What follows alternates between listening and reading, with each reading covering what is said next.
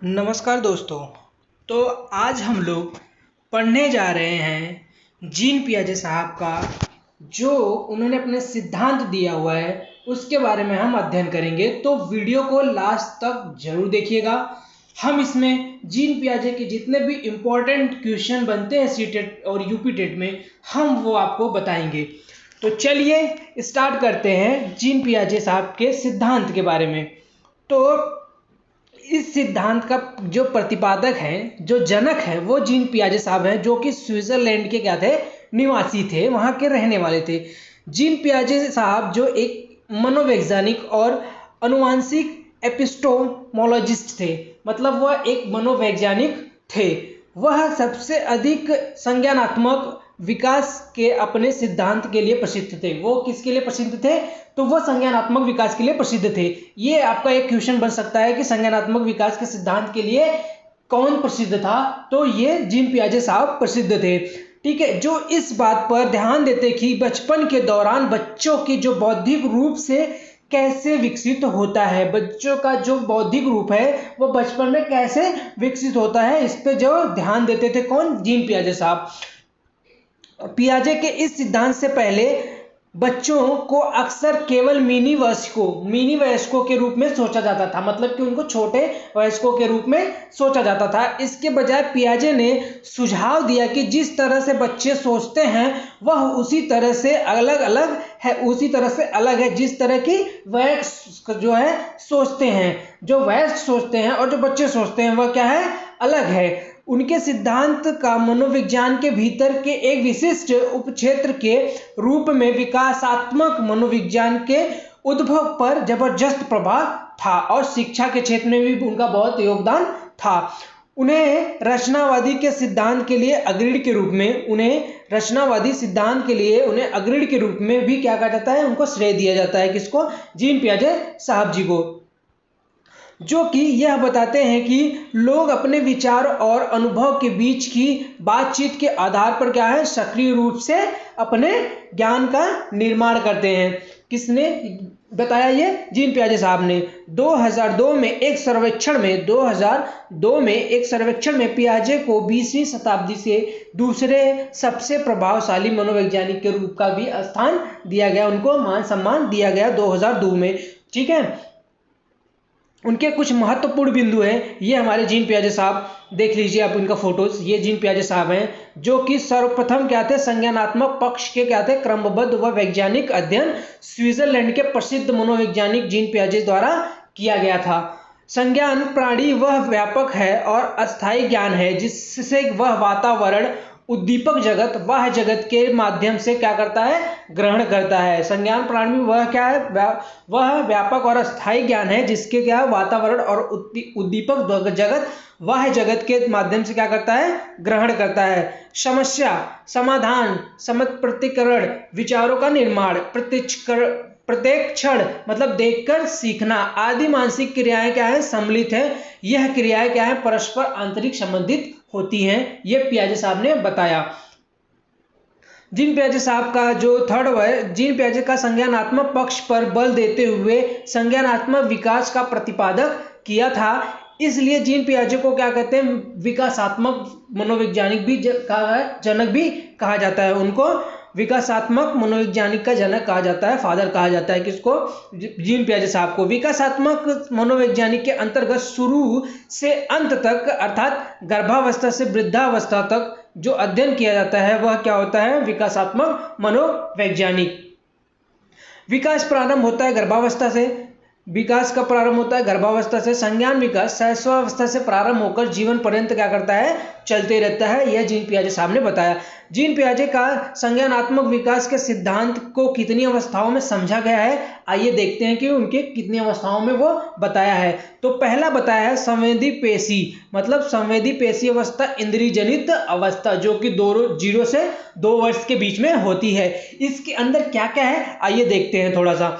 देखिए, जन्म के समय शिशु वह जगत के प्रति अभिनय होता है। धीरे धीरे वह आयु के साथ क्या होता है? अपनी संवेदनाओं से वह शारीरिक क्रियाओं के माध्यम के वह जगत का और ज्ञान ग्रहण करता है। मतलब वो बाहर के भी जो ज्ञान रहते हैं उनका भी वो ज्ञान को ग्रहण करता है। वह वस्तुओं को देखकर, सुनकर, स्पर्श करके, गंध के द्वारा तथा स्वाद के माध्यम से ज्ञान ग्रहण करता है। जैसे कि अभी छोटा बच्चा है, अगर उसको भूख लगी है या कुछ उसको खाना है, तो वह खाने के माध्यम से क्या कर सकता है, ज्ञान को ग्रहण कर सकता है। जैसे सपोज वह पानी पीता है तो उसको लगेगा कि नहीं, इससे हमारी प्यास बुझती है। वह खाना खाता है तो उसको भूख, मतलब उसके द्वारा भी यह ज्ञान ग्रहण किया जाता है कि पानी पीने से हमारी प्यास बुझेगी और खाना खाने से भोजन। तो ये एक बच्चों के लिए छोटे छोटे शब्दों को बोलने लगता है। जो बच्चा होता है 0 से 2 वर्ष का, वह क्या होता है, छोटे छोटे मतलब कि थोड़े थोड़े शब्दों को क्या करता है, बोलता है। जैसे मम, फिम, पा, ऐसे करके वो क्या करता है, बोलना स्टार्ट करता है। परिचित का मुस्कान के साथ स्वागत करता है। ठीक है, जब भी आपको छोटे बच्चे को देखते हैं, वह क्या हमेशा हंसते रहते हैं, हमेशा मुस्कुराते रहते हैं, तथा आप परिचितों को देखकर भय क्या प्रदर्शन भी करता है। अगर अचानक किसी नए व्यक्ति को देखे तो वह डर जाता है। तो ये था संवेदी पेशी अवस्था, इंद्रिय जनित अवस्था, जो कि हमारा 0 से 2 वर्ष के बीच में होता है। दूसरा क्या है, पूर्व सक्रिय अवस्था। क्या है, पूर्व सक्रिय अवस्था।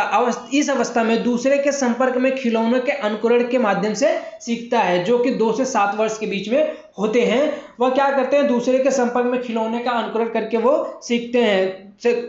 खिलौने की आयु इसी अवस्था को कहा जाती है। जो कि 2 से 7 वर्ष के बच्चे होते हैं, वह खिलौने से ज़्यादा प्यार करते हैं और वह उनके माध्यम से ही क्या करते हैं, सीखते हैं, अपने ज्ञान को ग्रहण करते हैं। शिशु की गिनना, रंगों का पहचानना, वस्तुओं का क्रम से रखना, हल्के भारी का ज्ञान होना, यह भी जो कि 2 से 7 अवस्था में पूर्व सक्रिय अवस्था में आती है। माता पिता की आज्ञा मानना, ठीक है, पूछने पर नाम बताना, घर के छोटे छोटे कार्यों में क्या करते हैं, वो मदद करते हैं। जो छोटे बच्चे रहते हैं 2 से 7 वर्ष की, वह कार्यों को बहुत ही प्यार से करते हैं। वो अगर उनको मना भी किया जाए कि अगर, फिर भी वह क्या करते हैं, कार्य करते ही हैं। लेकिन वह तर्क वितर्क करने के योग्य नहीं होते, इसलिए इन्हें अतार्किक चिंतन की अवस्था भी के नाम से भी क्या करता है, जाना जाता है। वस्तु अस्थायित्व का भाव जागृत हो जाता है। निर्जीव वस्तुओं में सजीव वस्तुएं सजीव चिंतन करने लगता है, इसे जीववाद कहते हैं। इसे एक और वाद से जीववाद के नाम से भी जाना जाता है। प्रतीकात्मक सोच पाई जाती है और अनुकरणशीलता पाई जाती है। शिशु अहमवादी होता है तथा दूसरों को कम महत्व देता है। ये था पियाजे साहब का दूसरा। अब चलिए तीसरा क्या है कि स्थूल मूर्त सक्रियात्मक अवस्था, जो कि 7 से 12 वर्ष की होती है, इस अवस्था में क्या होता है, आइए देखते हैं।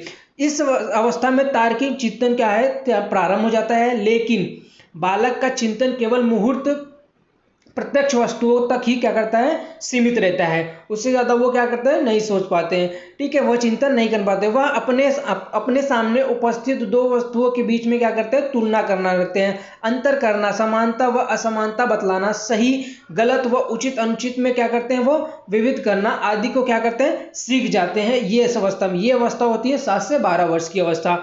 इसलिए इन्हें क्या करते हैं, मूर्त चिंतन की अवस्था के नाम से भी क्या करता है, जाना जाता है। बालक दिन, तारीख, समय, महीना, वर्ष आदि बताने के क्या होता है, योग्य हो जाता है। उत्कमणीयशीलता पाई जाती है, इसलिए इसे प्लाटवटी अवस्था के नाम से भी क्या करते हैं, जाना जाता है। भाषा का संप्रेषण और योग्यता का इस विकास की अवस्था में ही हो जाता है। ये था हमारा तीसरा। तो चौथा क्या था, औपचारिक संक्रियात्मक अवस्था, जो कि 12 वर्ष के बाद होती है। इस अवस्था में क्या होता है, इस अवस्था में किशोर मूर्ति के साथ साथ वह अमूर्त चिंतन करने के लिए भी क्या हो जाते हैं, वह योग्य हो जाते हैं। इसलिए इसे तार्किक चिंतन की अवस्था के नाम से भी क्या करते हैं, हम जानते हैं। ये था पियाजे साहब के चार क्या थे, हमारे अवस्था थे, जो कि संवेदी पेशी अवस्था, इंद्रिय अवस्था, ये था हमारा 0 से 2 वर्ष के लिए। और दूसरा था पूर्व सक्रिय अवस्था, जो कि 2 से 7 वर्ष के लिए था। और तीसरा था स्थूल मूर्त संक्रियात्मक अवस्था, जो कि 7 से 12 वर्ष के लिए था। और लास्ट था हमारा औपचारिक संक्रियात्मक अवस्था 12 वर्ष के बाद। ये हमारे 4 अवस्था थी, पियाजे साहब ने बताया था। उसके अंदर क्या क्या इंपॉर्टेंट पॉइंट्स है वो मैंने आपको बताया। तो चलिए और है इसका। इस अवस्था में क्या करते हैं, मानसिक योग्यताओं का पूर्ण क्या होता है, विकास हो जाता है। इस अवस्था में परिकल्पनात्मक चिंतन पाया जाता है। जीन पियाजे की शिक्षा में योगदान क्या है, इसके बारे में हम थोड़ा सा चर्चा करेंगे कि जीन पियाजे साहब ने शिक्षा में क्या क्या योगदान दिया। तो पियाजे साहब ने संज्ञानात्मक विकास का सिद्धांत प्रतिपादित किया, बाल केंद्रित शिक्षा पर क्या किया, उन्होंने बल दिया। जीन पियाजे साहब ने शिक्षण में शिक्षक की भूमिका को महत्वपूर्ण बताते हुए कुछ पॉइंट दिए हुए हैं, आइए देखते हैं। देखिए, शिक्षक को बालक की समस्या का निदान करना चाहिए। जब भी कोई बालक किसी समस्या में पड़े तो उसका शिक्षक को क्या करना चाहिए, उसकी समस्या को हल करने में उसकी मदद करना चाहिए।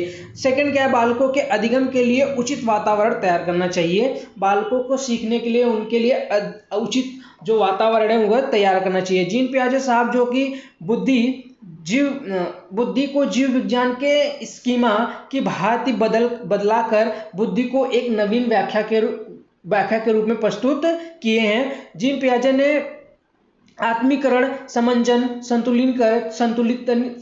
संतुलितनीकरण व स्कीमा आज ऐसी नवीन शब्दों का प्रयोग कर शिक्षा के क्षेत्र में क्या किया था, उन्होंने महत्वपूर्ण ध्यान दिया था। स्कीमा वातावरण द्वारा अर्जित संपूर्ण ज्ञान का संगठन ही क्या कहलाता है, स्कीमा कहलाता है। तो स्कीमा क्या है साथियों, तो स्कीमा वातावरण द्वारा अर्जित संपूर्ण ज्ञान का संगठन ही स्कीमा है।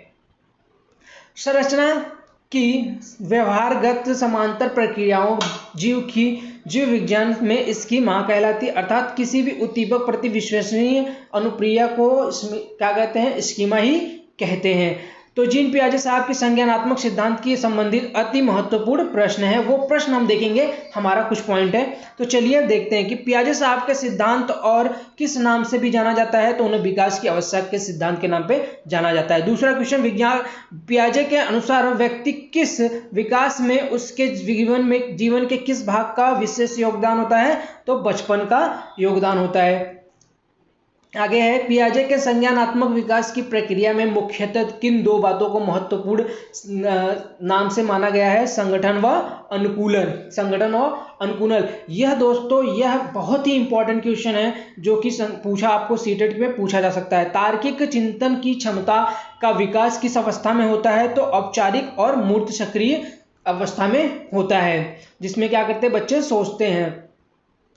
और अगला क्वेश्चन है कि व्यक्ति व वातावरण के संबंध में कौन सा बाह्य रूप में प्रभावित होता है, अनुकूलन। क्या अनुकूलन जो है कि वह व्यक्ति को वातावरण के में बाह्य रूप से क्या करता है, प्रभावित करता है।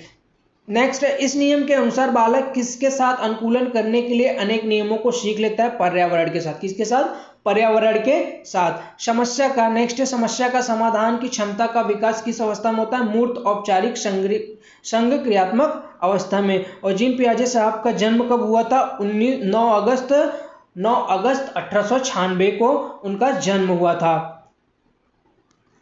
और प्रश्न है, बुद्धि में विभिन्न ने प्रक्रिया के जैसे प्रत्यक्षीकरण, स्मृति, चिन्ह व तर्क सभी संगठित होकर कार्य करती हैं, इसका तात्पर्य है संगठन से।